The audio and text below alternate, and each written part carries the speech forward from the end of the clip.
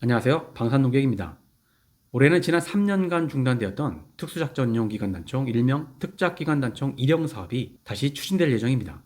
40년 된 K1A를 대체하는 신형기관단총 16,000정을 대체하는 사업인데요. 이 사업은 지난 2020년에 국내 총기방산업체인 S&T 모티브와 다산기공이 맞붙었고 다산기공이 S&T 모티브를 이기면서 큰 이변을 일으켰었죠. 하지만 다산기공에서 불법 군사기밀을 유출한 게 적발되면서 방사청은 사업을 중단했고 2021년 말에 다산기공과의 계약을 취소했습니다. 보통 이렇게 되면 바로 재공고를 해서 새로운 업체를 선정하는 게 일반적인데 방사청은 국내 연구개발이었던 사업 추진 방법을 갑자기 국내 구매로 바꾼다면서 무려 3년을 흘려보냈죠. 사업 추진 방식을 재검토한다며 2년을 보냈고 국내 구매로 바꾼 다음에도 예산 편성 시기를 놓치면서 또 1년을 흘려보낸 건데 말로는 국내 총기방산업체의 기술력이 높기 때문에 굳이 연구개발할 필요가 없이 업체의 완성품을 구매하면 되기 때문이라고 했지만 공교롭게도 이렇게 3년이 지나면서 2021년부터 2024년까지 군사기밀 유출로 다산기공이 받던 제한수평가의 감점 페널티 시효 역시 끝났습니다. 2024년에 입찰을 했으면 감점 1.8점 때문에 사업 수주가 불리했을 다산기공이 2025년부터는 감점이 없어져서 불리함이 사라진 건데 이 때문에 일각에서는 방사청이 일부러 사업을 밀어준 게 아니냐는 의심도 있습니다. 여하튼 3년 넘게 멈췄던 특작기관단총 1형이 드디어 올해 국내 구매 사업으로 착수될 예정입니다. 그렇다면 올해 사업은 누가 유리할까요? 전통의 총기방산업체인 S&T 모티브일까요? 아니면 2020년에 이미 특작기관단총 1형을 수주한 경험이 있는 다산기공일까요?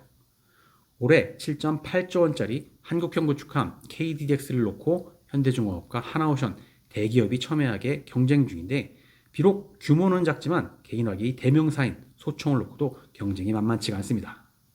결론부터 말하면 업체의 기술 역량이나 생산 역량이 아니고 더 성능이 좋은 소총을 누가 만들었냐도 아닙니다.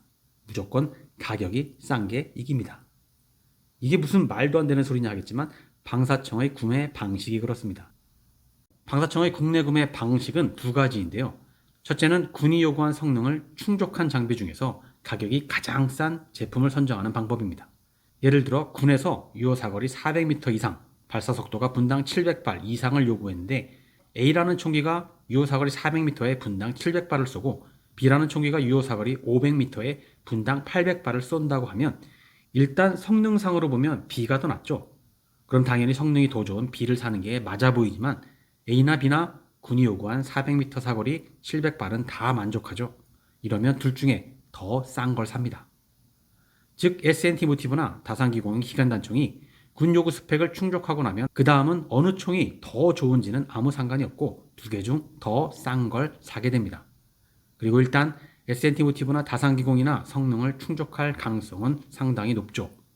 S&T 모티브 같은 경우 특작기관단총 2형의 시행착오를 거치면서 이미 완성도를 높였습니다. 행여나 결함이 생겨도 시험평가 기간 내에 보완될 가능성이 높기 때문에 결국 가격이 낙찰을 결정하게 될 겁니다. 두 번째 방식은 비용뿐만 아니라 성능, 운영 적합성, 계약 조건 등을 평가해서 총점으로 낙찰자를 결정하는 방식인데요. 성능 차이가 워낙 커서 값이 싸다는 것만으로 구매하는 게 적절하지 않을 때 쓰는 방식입니다. 하지만 두 개 소총의 성능, 운영 적합성, 계약 조건 등은 비슷비슷해서 점수 차이가 많이 나봐야 1, 2점 날 거고요. 반면 비용 점수는 총점이 30%가 되는데 경쟁사보다 10% 적은 가격으로 입찰하면 무려 3점이나 차이가 나죠. 이 정도면 뒤집기가 쉽지 않습니다. 결국 이 방식 역시 가격이 낙찰의 주요 변수가 될 겁니다. 소총의 성능이 아니라 첫 번째 방식도 최저가격, 두 번째 방식도 최저가격이 낙찰을 결정한다는 건데 그럼 여기서 최저가격은 얼마가 될까요? 하한가가 있지 않겠냐는 생각도 들겠지만 연구개발 사업은 하한가가 예산의 95%로 정해지는 반면에 구매 사업은 하한가가 없습니다. 그럼 영원으로 입찰하면 이기겠네? 라는 생각이 들죠? 맞습니다. 영원으로 입찰하면 99.9% 수주가 가능합니다. 그런데 수십억 원, 수백억 원 낮은 가격으로 입찰을 하면 남는 게 없는데 이게 실제 가능할까 하는 생각이 들죠? 실제 가능합니다. 2020년에 38억 원 규모의 다목적 무인 차량 사업에서 영원 입찰을 했습니다. 그리고 2024년에 430억 원 규모의 해안정찰용 무인 항공기 사업이나 127억 원 규모의 전투원용 무전기는 예산의 30%대에서 입찰한 업체가 사업을 수주해 갔습니다. 팔아도 손해볼 게 뻔하지만 후속 물량을 감안한 투자로 보았고 한국군에 납품했다는 실적과 명분을 위해 손해를 감수하고 입찰에 뛰어들었던 거죠. 이렇듯 특작기관단총 1형은 팔수록 적자가 되더라도 한국군의 제식 소총으로 쓰인다는 명분, 그것 하나만을 놓고 각 회사가 손실을 얼마만큼 감내할 것이냐에 따라 당락이 결정될 겁니다. 결국 재정이 더 튼튼한 회사가 유리하겠죠. 기가 막히죠? 치킨 게임 방식의 경쟁에서 악착같이 버티는 자가 이기는 모양새입니다. 이게 왜 이러냐면 방사청이 해외 구매 제도를 국내 구매에 준용했기 때문인데요. 해외 구매는 쌀수록 좋죠. 그래서 한가가 없습니다. 그렇다고 해외 업체가 수익을 포기하면서까지 입찰을 하지는 않죠. 한국이 아니더라도 팔 때는 많기 때문에 굳이 손해를 보면서 팔지는 않습니다.